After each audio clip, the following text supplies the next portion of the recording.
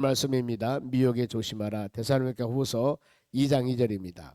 영어도나 또는 말로나 또는 우리에게 받았다 하는 편지로나 주의 날을 이르렀다고 해서 쉽게 마음이 흔들리거나 두려워하지 말아야 한다는 것이라. 아멘.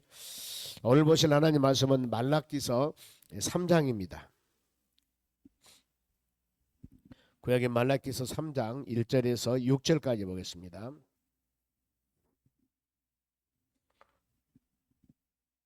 (1절에서) 말라기 3장 6절까지 말씀을 교독하도록 하겠습니다. 먼저 제가 한 절 읽겠습니다. 만군의 여호와가 이르노라. 보라, 내가 내 사자를 보내리니 그가 내 앞에서 길을 예비할 것이요 또 너희가 구하는 바 주가 갑자기 그의 성전에 임하시리니 곧 너희가 사모하는 바 언약의 사자가 임하실 것이라.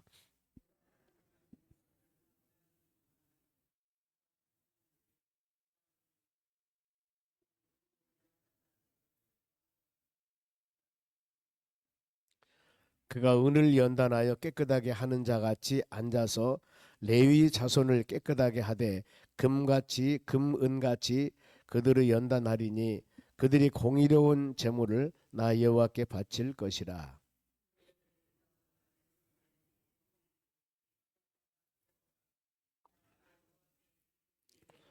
내가 심판하려 너희에게 임할 것이라.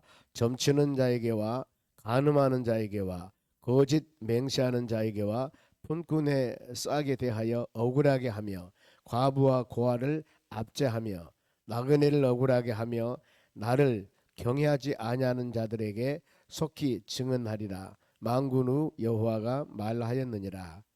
나 여호와가 변하지 아니하나니 그러므로 야곱의 자손들아 너희가 소멸되지 아니하느니라. 아멘.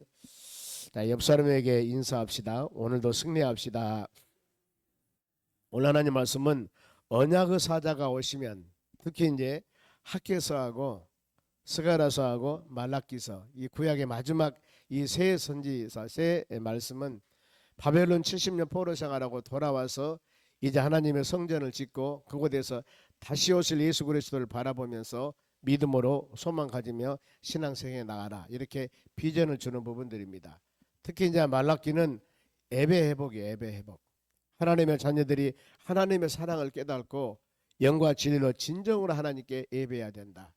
그래서 처음에 말라기 1장에 보면은 내가 너희를 사랑한다 그랬을 때 하나님이 무엇을 어떻게 사랑했습니까? 그래서 이삭이 에서와 야곱을 낳는데 내가 에서를 택하지 않냐고 야곱을 택해서 믿음의 사람으로 되게 했지 않냐. 이것이 바로 하나님의 사랑합니다. 그런데 끊임없이 계속적으로 바로 하나님의 자녀들은 하나님께 원망을 하는 겁니다. 이랬을 때 원망한 그 배경이 어디에 있냐면은 영적인 지도자들과 더 나아가서 백성들이 이 하나님의 언약의 말씀에 대해서 마음에 깊이 새기고 그대로 순종하며 살아야 되는데 그러지 못한 배경이 있습니다. 특별히 영적인 지도자들, 여기 보면은 제사장들이라고 합니다. 그들은 하나님의 전에 제물을 드리러 왔을 때 바로 정결하게 바르게 제물을 드리라고 그렇게 해야 되는데 그들이 많이 타락했다는 것들입니다. 보면은. 그리고 더 나가서 백성들도 보면은 백성들도 온전하지 못하고 자로 나오나 치우치면서 거짓을 행하고 더 나가서 이방 여인과 결혼하며 우상을 섬기며 이런 상들이 발생이 됩니다. 이랬을 때 그들에게 끊임없이 바로 하나님께서는 책망을 합니다. 그러면서 오늘 여기 말씀은 언약의 사자가 오시면 앞으로 메시아 구세주가 오시면 어떤 일들이 일어날 것인가. 그러면 언약의 사자가 오기 전에 하나님의 자녀들, 자 오늘날 같으면은 구약의 말라기 선지자가 말씀했던 그 예수님은 이미 오셨어요. 2000년 전에 오셔가지고 귀한 사역들을 그대로 감당하고 주님은 지금 승천하셔서 하나님 보좌 우편에 계시는데, 자, 이 시대의 메시아 구세주가 오면은 이런 상이 될 것이다. 고대했던 그들과 같이 오늘날 우리는 다시 오실 예수님이세요. 예수님은 지금 언약대로 오셔가지고 사역 감당하시고 지금 승천하셔서 하나님 보좌 우편에 계시는데 언젠가는 산자와 죽은 자를 심판하러 예수님은 오신다. 우리가 이걸 마음에 새기면서 다시 오실 예수님, 신랑 예수님을 어떻게 맞이할까? 그리고 신랑 예수님을 만났을 때 우리가 마태복음 25장 말씀과 같이 이 악하고 게으른 종이라고 책망받을 것이 아니라 충성된 착한 종아, 이렇게 하면서 이 칭찬받는 우리가 될 수 있도록 끊임없이 믿음으로 준비하고 있는 여러분들이 되셔야 하는 겁니다. 그렇게 말씀 비유하면 될 것 같습니다. 그러면 먼저 3장 1절입니다. 하나님이 보낼 언약의 사자의 즉 임무입니다. 사명이에요. 1절 봅니다.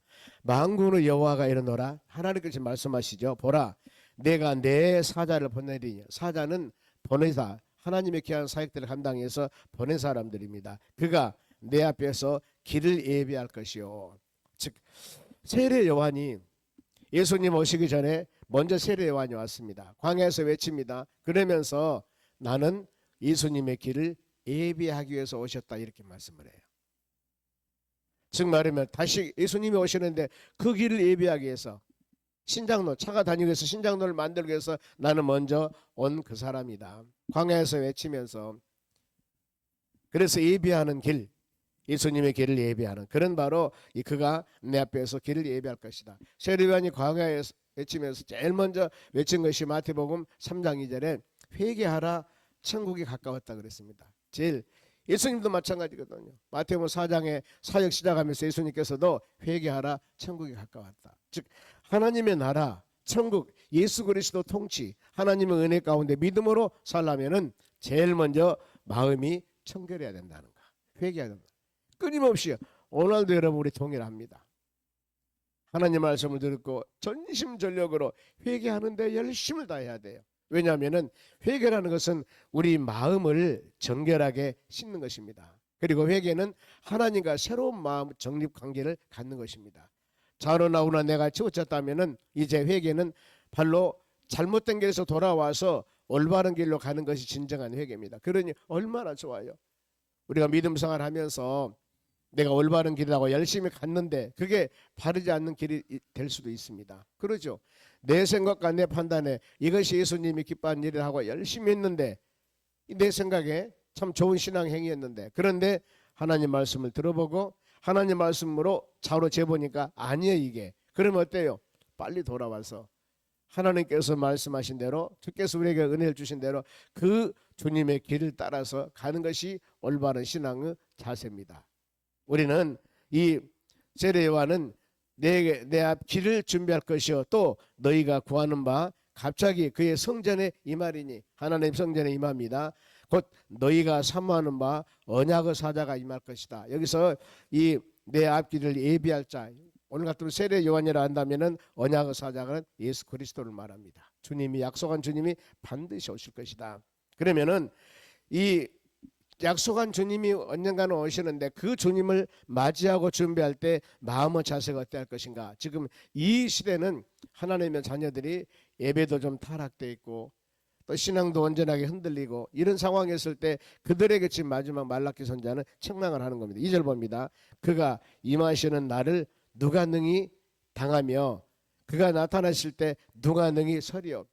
많은 백성들, 제사장들과 백성들이 하나님 말씀만 온전하지 못하기 때문에 만일에 그 메시아 구세주가 오셨을 때 너희들이 하나님 앞에 올바로 설 수가 있겠느냐. 그러니 어때요? 이제 회개하고 자복하고 하나님 말씀을 통하여 연단을 받고 훈련을 받아 온전하게 말씀과 믿음 안에 서 있어라, 이렇게 가르치는 겁니다. 그러면서 2절 중반절에 그는 금을 연단하는 자의 불과, 금을 연단하는 불, 금이 있습니다. 금을 불로 녹이죠. 여러분 가끔 이 매스컴 같은 데 보면은 금덩어리가 있습니다. 이걸 가지고 녹이면은 그냥 이렇게 원금이 돼요. 그걸 가지고 세공업자가 만들어서 길게 만들어서 팔찌도 만들고 아니면은 이 목걸이도 만들고 이것저것 만들지 않습니까? 처음에 금을 녹입니다 보면은. 그러니 바로 그는 금을 연단하는 자의 불, 그 금을 녹일 때는 불로 녹이죠. 즉 믿음의 자녀들이 온전하게 믿음 생활에 나가기 위해서는 불같은 연단함. 이게 사도행전 2장에도 보면은 처음으로 하나님의 교회가 성립될 때 오순절날 마가의 다락방에 하나님의 성령의 역사가 임합니다. 성령의 역사가 임하고 난 후에 초대교회가 이루어지거든요. 초대교회가. 그러면 그들이 이루어질 때 하나님의 교회에 처음 임했던 것이 뭐냐면은 성령의 역사입니다. 사도행전 2장에 바람 같은 성령, 불 같은 성령, 이런 바로 말씀이 있습니다. 이 성령이 임하니까 거기에 모여있던 120문도들이 완전하게 사람이 변하는 겁니다. 마음에 하나님의 성령이 충만하니까 방언 기도를 하게 되고, 수많은 핍박 어려움이 있어도 이것을 숨을 나가지 않고 내뱉제라, 세상말로 내가 보고 들은 것을 말하지 아니할 수 없느니라 담대함이 생기는 것은 바로 이 하나님의 성령의 역사입니다. 불같은 성령의 역사가 임했을 때.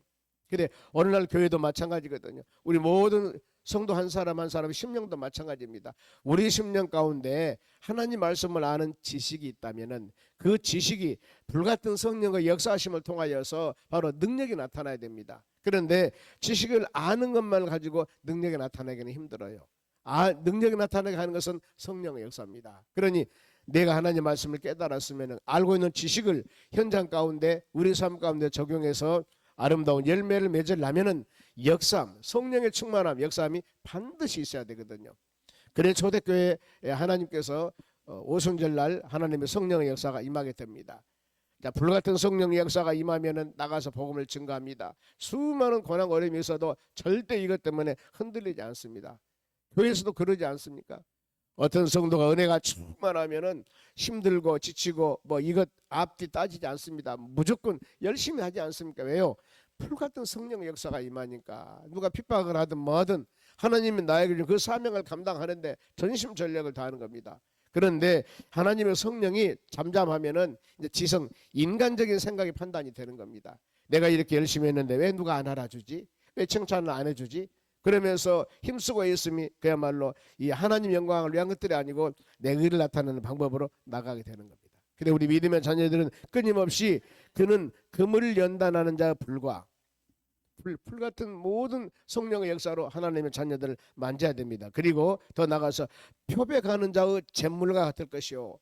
옷이 더러우면은 우리가 잿물, 양잿물을 쓴다고 하지 않습니까? 이걸 쓰면은 더러웠던 때가 다 바로 없어져 보면은요. 그와 같이 우리 삶 가운데 표백하는 자의 잿물과 같이 내 삶 가운데 즉 이 세상 살아가다 보면은 하나님 보시기에 합당하지 못한 수많은 제약이나 하나님 보시기에 더 나온 더러운 것들 우리 마음에 있다 할지라도 우리가 이 모든 것을 정결케 하는 것은 예수 보혈입니다.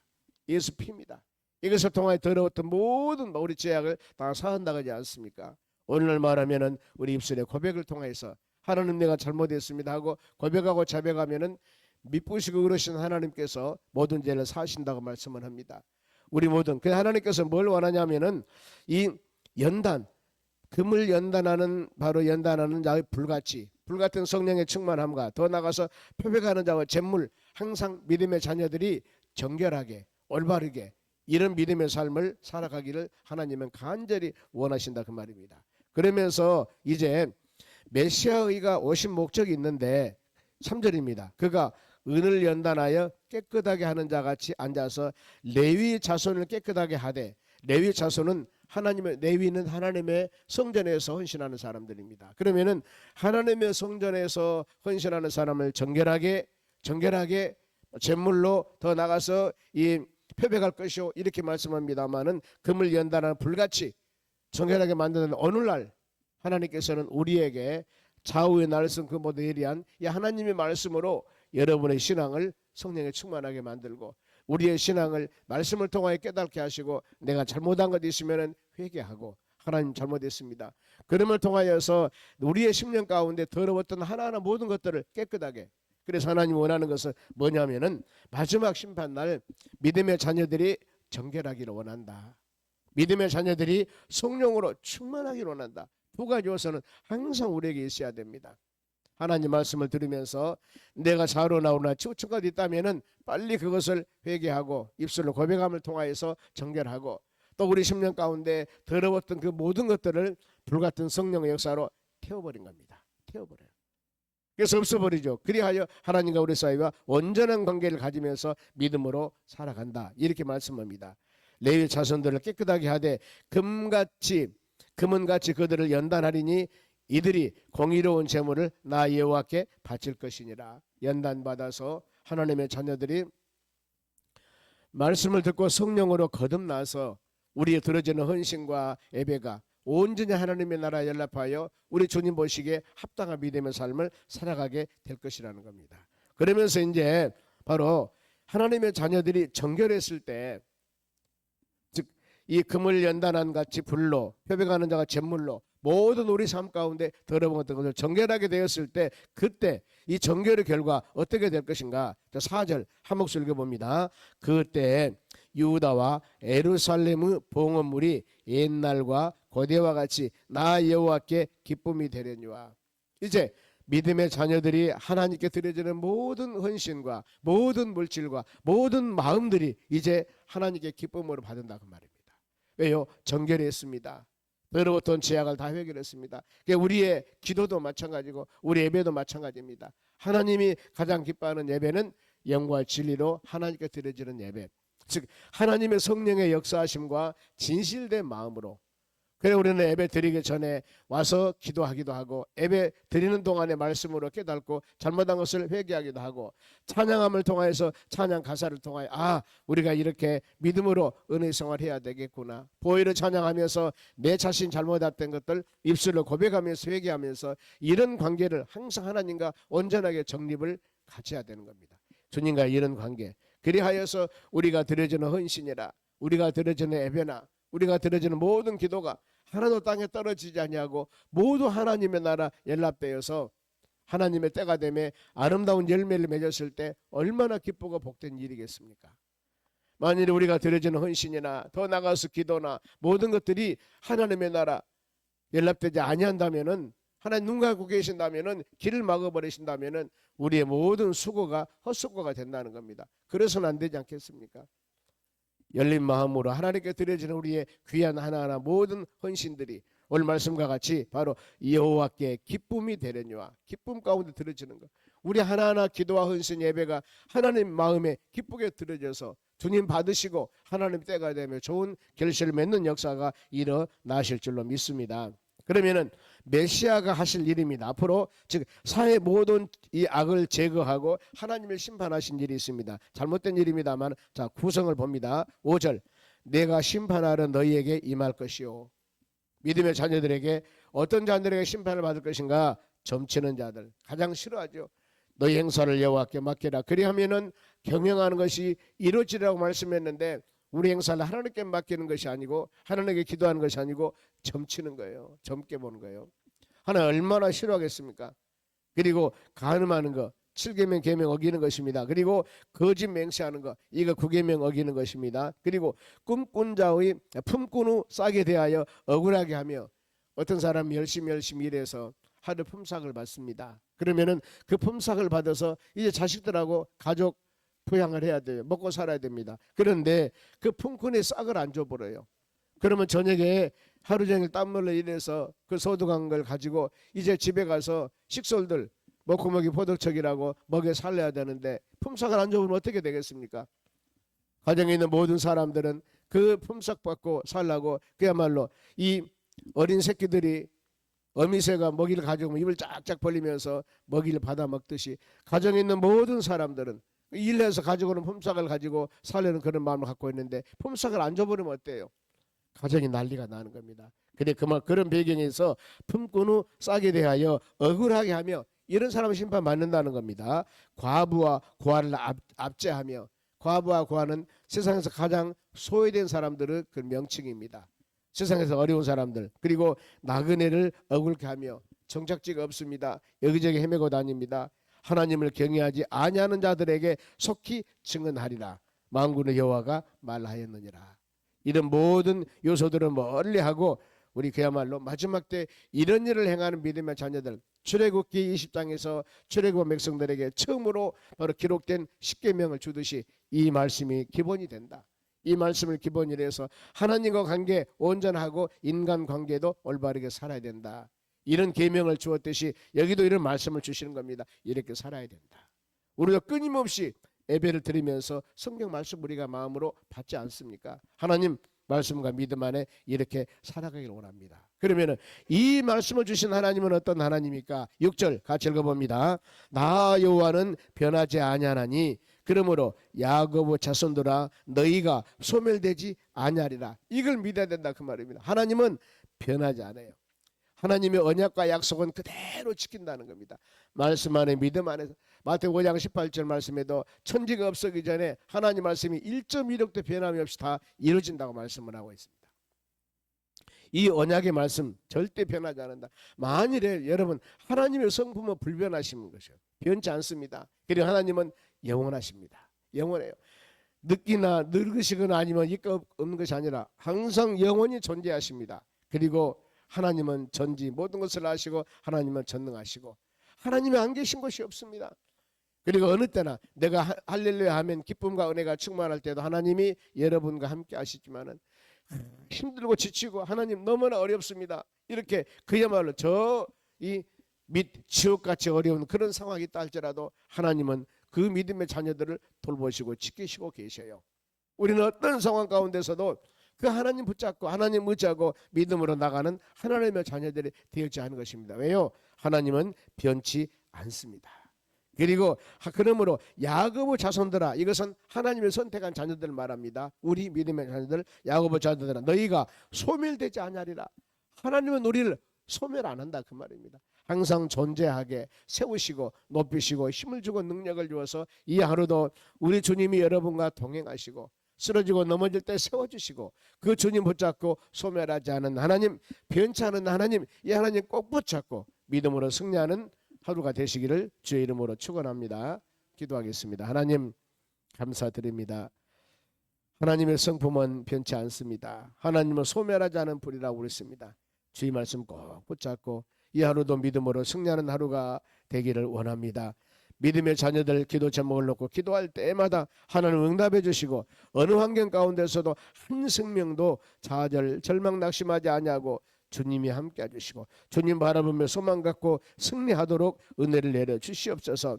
이 하루도 주님과 동행하는 하루가 되기를 간절히 원하며 주신 말씀으로 담대하게 이겨나가기를 원합니다. 모든 심령들 삶 가운데 우리가 입술로 고백하며 기도할 텐데 우리 간구하며 주의 나라에 일납할 수 있도록 도와주시옵소서. 감사하며 예수님의 이름으로 기도하옵나이다. 아멘. 주기도문으로 마치겠습니다.